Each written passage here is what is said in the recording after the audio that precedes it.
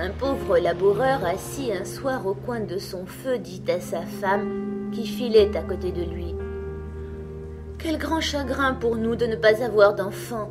Notre maison est si triste, tandis que la gaieté et le bruit animent celle de nos voisins. » « Hélas, dit la femme en poussant un soupir, quand nous n'en aurions qu'un gros comme le pouce, je m'en contenterais et nous l'aimerions de tout notre cœur. » Sur ces entrefaites, la femme devint souffrante et mit au monde au bout de 7 mois un enfant bien conformé dans tous ses membres, mais n'ayant qu'un pouce de haut.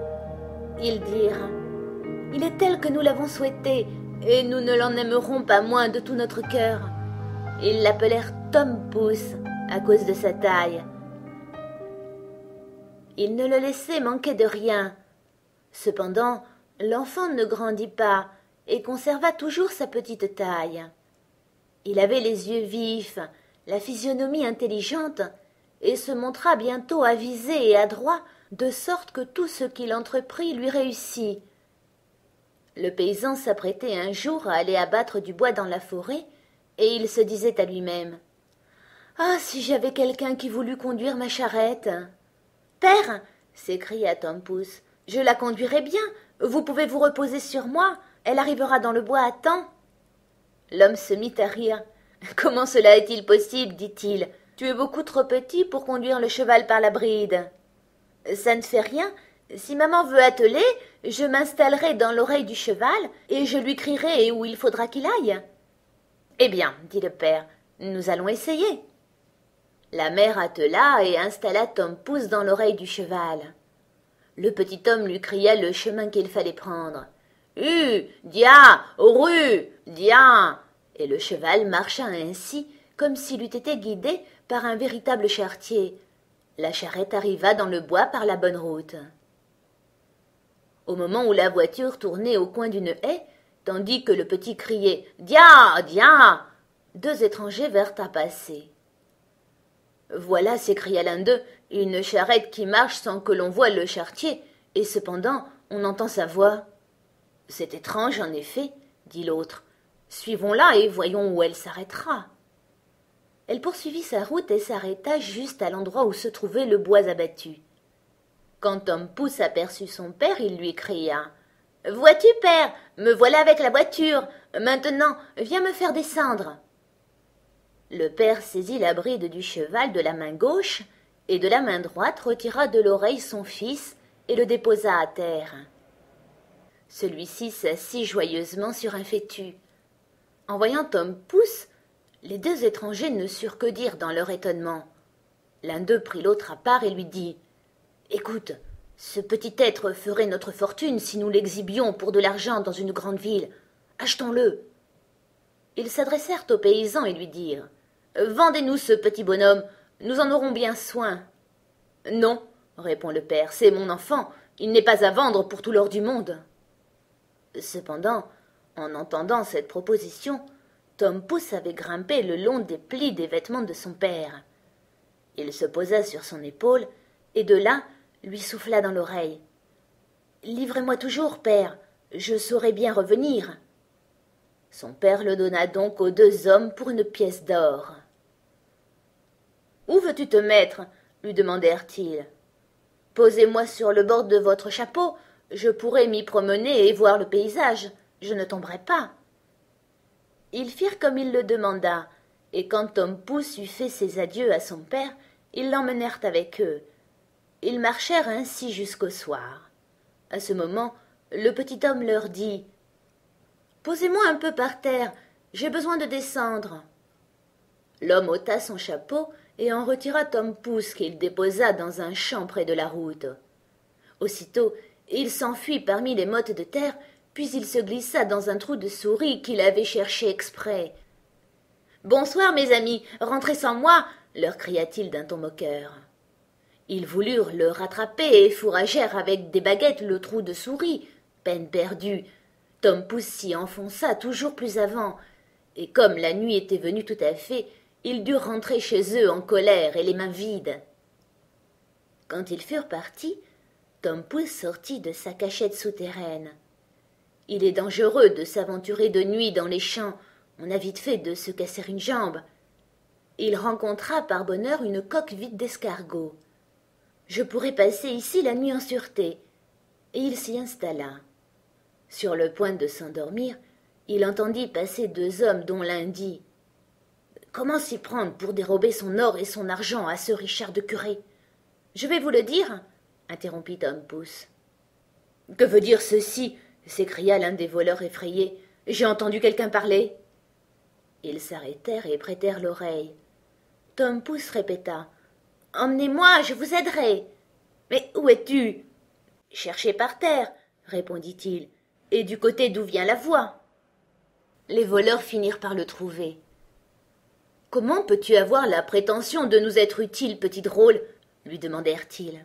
« Je me glisserai à travers les barreaux dans la fenêtre du curé, et vous passerez tout ce que vous voudrez. »« C'est bien, » répondirent-ils, « nous allons voir ce que tu sais faire. » Quand ils furent arrivés au presbytère, Tom Pouce se coula dans la chambre du curé, puis il se mit à crier de toutes ses forces.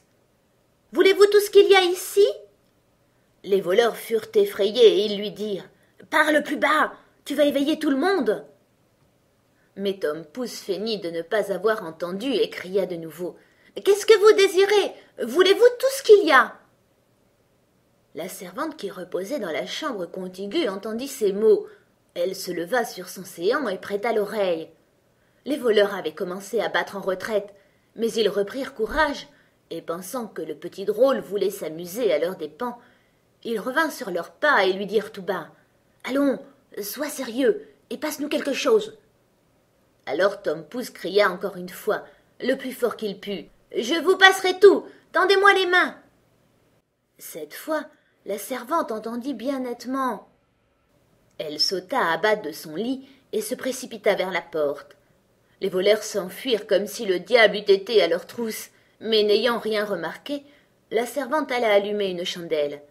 Quand elle revint, Tom Pouce alla se cacher dans le foin, et la servante, ayant fouillé partout, sans avoir rien pu découvrir, crut avoir rêvé les yeux ouverts et alla se recoucher. Tom Pouce s'était blotti dans le foin et s'y était arrangé une bonne place pour dormir. Il comptait s'y reposer jusqu'au jour et puis retourner chez ses parents. Mais il dut en voir bien d'autres, car ce monde est plein de peine et de misère. La servante se leva dès l'aurore pour donner à manger aux bestiaux. Sa première visite fut pour la grange, où elle prit une brassée du foin là où se trouvait précisément endormi le pauvre Tom. Mais il dormait d'un sommeil si profond qu'il ne s'aperçut de rien et ne s'éveilla que quand il fut dans la bouche d'une vache qu'il avait pris avec son foin. « Mon Dieu !» s'écria-t-il, « me voilà dans le moulin à foulon !» Mais il se rendit bien compte où il se trouvait réellement. Il prit garde de ne pas se laisser broyer entre les dents, et finalement glissa dans la gorge et dans la panse. « Les fenêtres ont été oubliées dans cet appartement, » se dit-il, « et l'on n'y voit ni le soleil, ni chandelle. » Ce séjour lui déplut beaucoup, et ce qui aggravait encore la situation, c'est qu'il arrivait toujours de nouveaux foins, et que l'espace qu'il occupait devenait de plus en plus étroit. Il se mit à crier le plus haut qu'il put. « Ne m'envoyez plus de fourrage! Ne m'envoyez plus de fourrage !» La servante, à ce moment, était justement en train de traire la vache. En entendant parler sans voir personne, et reconnaissant la même voix que celle qu'il avait déjà éveillée la nuit, elle fut prise d'une telle frayeur qu'elle tomba de son tabouret et répandit son lait. Elle alla en toute hâte trouver son maître et lui cria « Ah, grand Dieu, monsieur le curé, la vache parle !»« Tu es folle !» répondit le prêtre. Il se rendit cependant à l'étable afin de s'assurer de ce qui se passait. À peine eut-il mis le pied que Tom Pouce s'écria de nouveau « Ne m'envoyez plus de fourrage! Ne m'envoyez plus de fourrage !» La frayeur gagna le curé lui-même, et s'imaginant qu'il y avait un diable dans le corps de la vache, il dit qu'il fallait la tuer. Ainsi fut fait, et l'on jeta au fumier la panse où se trouvait le pauvre Tom Pouce. Il eut beaucoup de mal à se démêler de là, et il commençait à passer sa tête quand survint un nouveau malheur. Un loup affamé qui passait par là avala la panse de la vache avec le petit bonhomme d'une seule bouchée. Tom Pouce ne perdit pas courage. Peut-être, se dit-il, ce loup serait-il traitable? Et de son ventre où il était enfermé, il lui cria « Cher loup, je vais t'indiquer un bon repas à faire. »« Et où cela ?» dit le loup. « Dans telle et telle maison. Tu n'auras qu'à te glisser par le soupirail de la cuisine, et tu trouveras des gâteaux, du lard, des saucisses à bouche. » Et il lui indiqua exactement la maison de son père. Le loup ne se le fit pas dire 2 fois. Il s'introduisit de nuit dans le soupirail et s'en donna à cœur joie dans le buffet aux provisions. Quand il fut repu et qu'il voulut sortir, il s'était réellement gonflé de nourriture qu'il ne put venir à bout de repasser par la même voie. C'est là-dessus que Tom Pouce avait compté. Aussi commença-t-il à faire dans le ventre du loup un vacarme effroyable, hurlant et gambadant tant qu'il put. « Veux-tu te tenir en repos ?» dit le loup. « Tu vas éveiller le monde. »« Et quoi ?» répondit le petit homme. « Tu t'es régalé, je veux m'amuser aussi, moi. » Et il recommença son tapage. Il finit par réveiller son père et sa mère, qui se mirent à regarder dans la cuisine par la serrure. Quand ils virent le loup, ils coururent s'armer, l'homme d'une hache, la femme d'une faux. « Reste derrière, » dit l'homme à la femme au moment d'entrer. « Je vais lui asséner un coup avec ma hache, et s'il n'en meurt pas du coup, tu lui couperas le ventre. » Tom Pouce, qui entendit la voix de son père, lui cria « Cher père, c'est moi, je suis dans le ventre du loup. »« Notre cher enfant nous est rendu !» s'écria le père plein de joie.